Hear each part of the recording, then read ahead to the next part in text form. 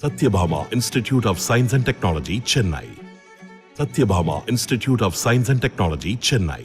தமிழ்நாட்டில் அதிமுக பாஜக இடையேயான கூட்டணியில் பிரிவு ஏற்பட்ட பிறகு தேமுதிக, பாமக, சமக, தமாக உள்ளிட்ட பல கட்சிகள் எந்த கூட்டணியில் இணையும் என்ற எதிர்பார்ப்பு நிலவி வருகிறது. இந்த நிலையில் முதல் ஆளாக பாஜக கூட்டணியில் தமிழ் மாநில காங்கிரசின் ஜி.கே. வாசன் இணைந்துள்ளார். இதற்கான அதிகாரப்பூர்வ அறிவிப்பை ஜி.கே. வாசன் மற்றும் அண்ணாமலை ஆகியோர் கூட்டாக அறிவித்தனர். நாட்டின் பொருளாதார முன்னேற்றத்தையும் பாதுகாப்பையும் உறுதி செய்ய பாஜகவோடு தமாக துணை நிற்பதாக கூறி பாஜக தமாக கூட்டணியை அறிவித்தார் ஜி.கே. வாசன். தமிழ் மாநில காங்கிரஸ் கட்சி தேசிய ஜனநாயக கூட்டணியில் அங்கம் வகித்து பாரதிய ஜனதா கட்சியினுடைய தலைமையில் நாடாளுமன்ற தேர்தலை சந்திக்கிறது. குறிப்பாக பிரதமர் திரு நரேந்திர மோடி அவர்களை பிரதம வேட்பாளராக கொண்ட பாஜகவில் அங்கம் வகிப்பதாக முடிவு செய்யப்பட்டுள்ளது.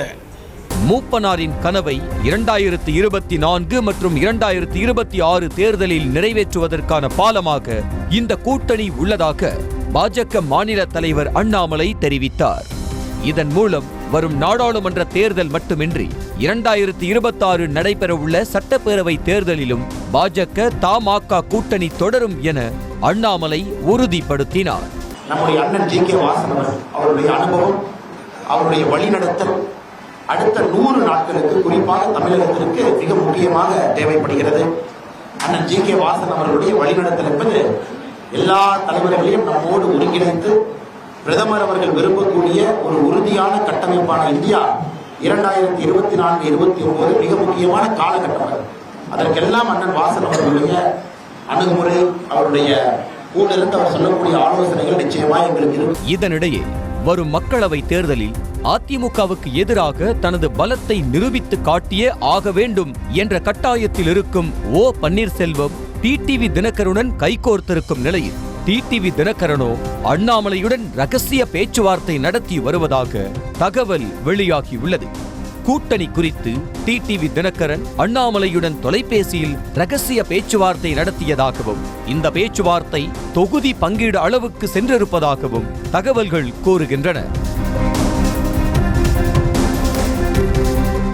அது மட்டுமின்றி கூட்டணியை உறுதி செய்ய நாளை மதுரைக்கு வரவிருக்கும் பிரதமர் மோடியை டிடிவி தினகரன் நேரில் சந்திக்க இருப்பதாகவும் கூறப்படுகிறது.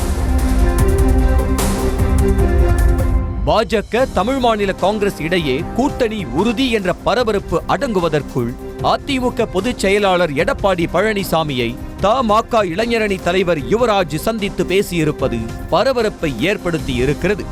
சேலத்தில் நடந்த சந்திப்புக்கு பிறகு வெளியே வந்த தமாக இளைஞரணி தலைவர் யுவராஜ் வாசலில் காத்திருந்த செய்தியாளர்களுக்கு சும்மா பார்க்க வந்ததாக ஒரே வரியில் பதில் கூறிவிட்டு இறுகிய முகத்துடன் செய்தியாளர்களை சந்திக்க மறுத்து காரில் ஏறி புறப்பட்டு சென்றது பல்வேறு சந்தேகங்களுக்கு வழி வகுத்துள்ளது.